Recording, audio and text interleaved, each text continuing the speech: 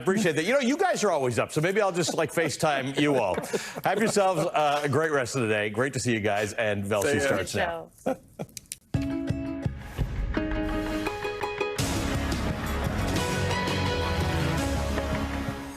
Hey, good morning. It is Sunday, November the 17th, 64 days until Donald Trump's second inauguration. And as he begins to make good on his promise to stack the government with loyalists, some of his cabinet picks have proven so dangerously unqualified that the countdown to Inauguration Day is becoming a deadline of sorts for Trump himself.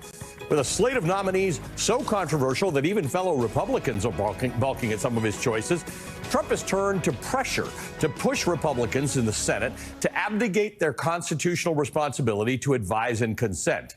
Now, ordinarily, nominees for the cabinet and many other senior positions in the federal government would be vetted and confirmed by the U.S. Senate.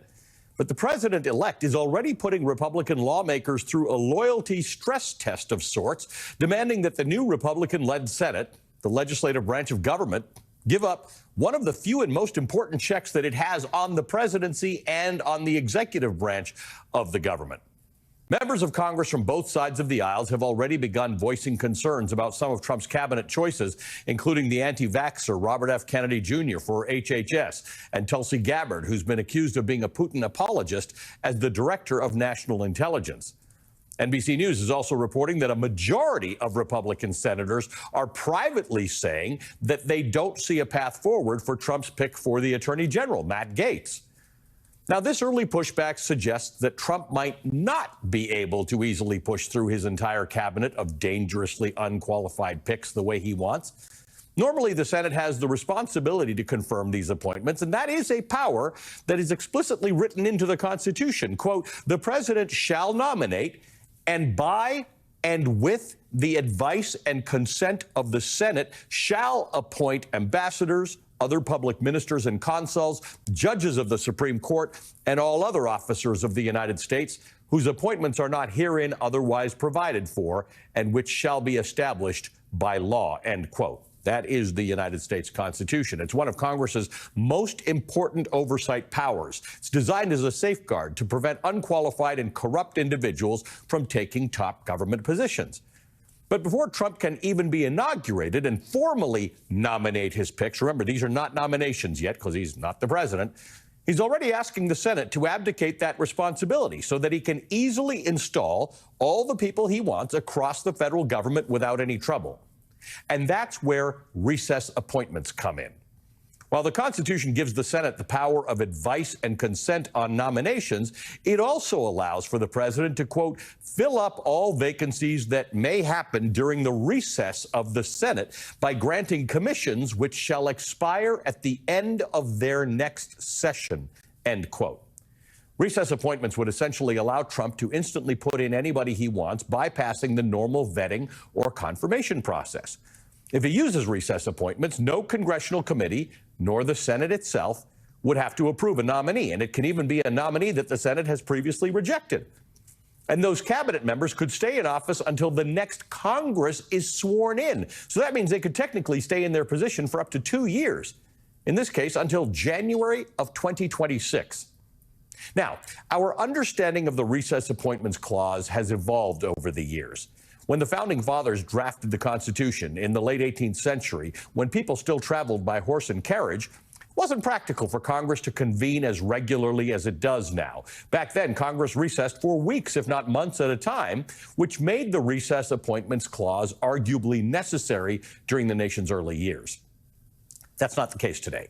But until relatively recently, presidents of both parties have taken political advantage of recess appointments to fill vacancies. During his 8 years in office, Bill Clinton made 139 recess appointments. George W. Bush made 171. Barack Obama made 32. Now, for the most part, it stopped there after the Supreme Court ruled that Obama overstepped his bounds by making a recess appointment when the Senate had only been out for 3 days. The justices set a benchmark and ruled that the Senate must be in recess for at least 10 days before the president can make any recess appointments.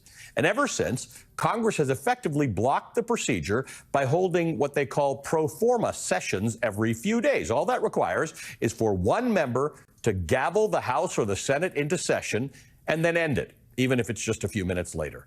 It's a technicality, but it means that Congress has not been on a recess long enough for Trump during his first term or Joe Biden to make any recess appointments. Trump wants to change that when he returns to the White House, and looking at his list of cabinet picks, it's easy to understand why. And yet some Republican senators, including the new majority leader, John Thune, have signaled that they're open to that possibility. Trump is already poised to have fewer checks on his power this time around, and the Senate cannot give up one more check on this presidency. Our democracy relies on this system of checks and balances to ensure that the country is safe and secure and that no one branch has too much power. This is the Senate's responsibility, and they owe it to the... Doesn't get to that, but we'll find out fairly quickly whether the Democrats want to play ball or not. What does that mean? We'll find out very quickly whether the Democrats want to play ball or not.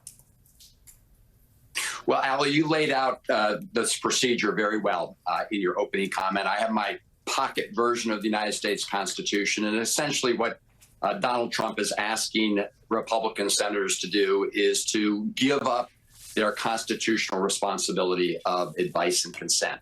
I don't know exactly what the incoming Senate Majority Leader, John Thune, was talking about there. The Democrats will do what Republicans have done, which is to use our current powers to vet nominees, and they should go through the process. At the end of the day, we have an up or down vote. 51 senators, a majority of the Senate, can vote to confirm somebody.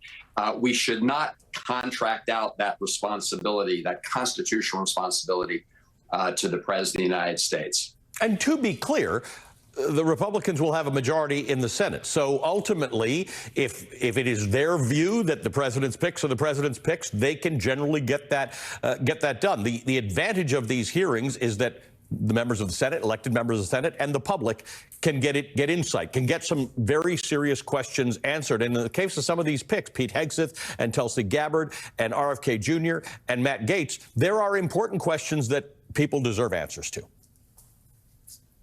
Well, that's right. I mean, that's exactly why the constitutional framers put this power in the Senate as a check on the president's power, so that a president couldn't just pick anybody, regardless of how unqualified they were, without it being subject to this hearing process where the Senate gets to convene, have hearings. People have seen this process, and then they vote.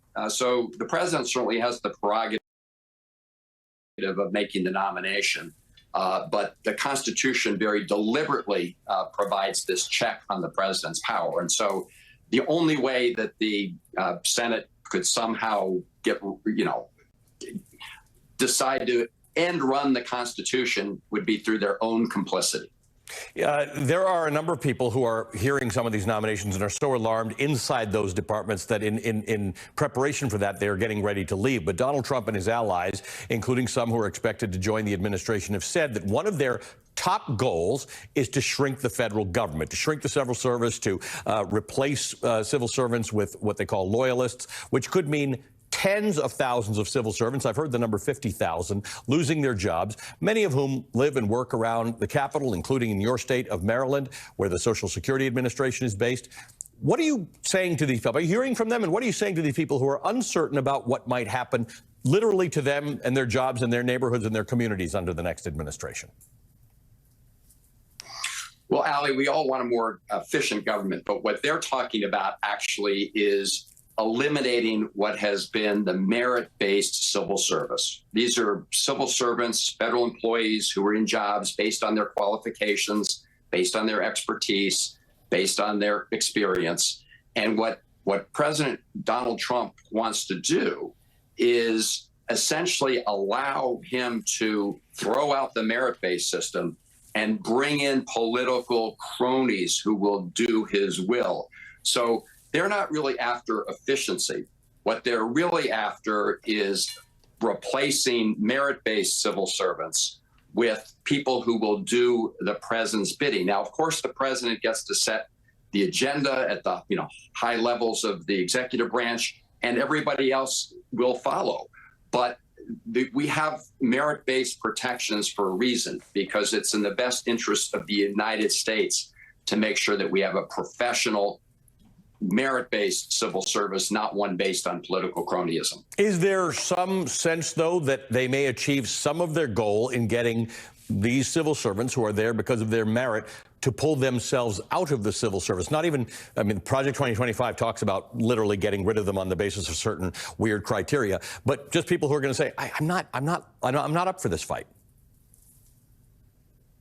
Well, it's very possible that civil servants who believe that they cannot execute or faithfully implement the Donald Trump agenda, they may well choose to leave, and that's their prerogative. What I hope is that federal civil servants continue to stay in these positions.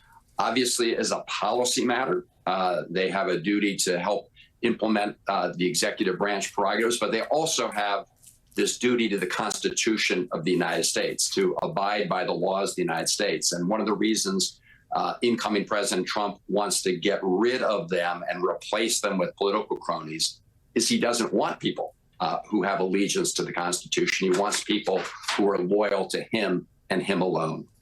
Right, and I think that's an interesting distinction that you make, because loyalty to the Constitution is not something we're worried about. It is the distinction between the Constitution and the president.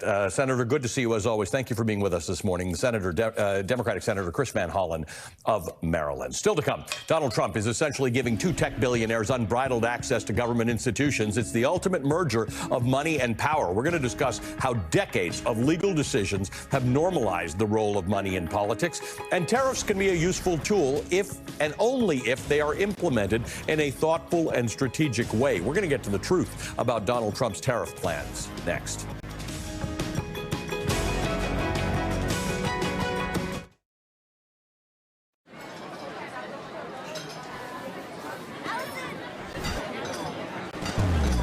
Introducing Allison's Black Psoriasis. She thinks her flaky gray patches are all people see. Otezla is the #1 prescribed pill to treat plaque psoriasis. Otezla can help you get clearer skin and reduce itching and flaking with no routine blood tests required. Doctors have been prescribing Otezla for over a decade. Otezla is also approved to treat psoriatic arthritis. Don't use Otezla if you're allergic to it. Serious allergic reactions can happen. Otezla may cause severe diarrhea, nausea, or vomiting. Some people taking Otezla had depression, suicidal thoughts, or weight loss. Upper respiratory tract infection and headache may occur. With clear skin, Girls' Day Out is a good day out. Live in the moment. Ask your doctor about Otezla. From priceless moments that we are curating and creating, we moved to the next level where it was all about curating priceless movements. If we were to look at launching a Priceless Planet Coalition, nobody will say this seems to be completely disjointed and unconnected from the previous one. Or when we were actually having partnerships with Stand Up to Cancer Foundation to help Stand Up to Cancer Foundation discover drugs, do research and discover drugs for cure of cancer. There are a lot of things which can go wrong if you're not careful. If your fulfillment is not really standing up to the promise, Priceless will lose its value. It has entered into the vernacular of various countries and cultures globally, and it's been resonating extremely well. So that now is really building our brand. It is driving business differentiation and therefore moving the business forward.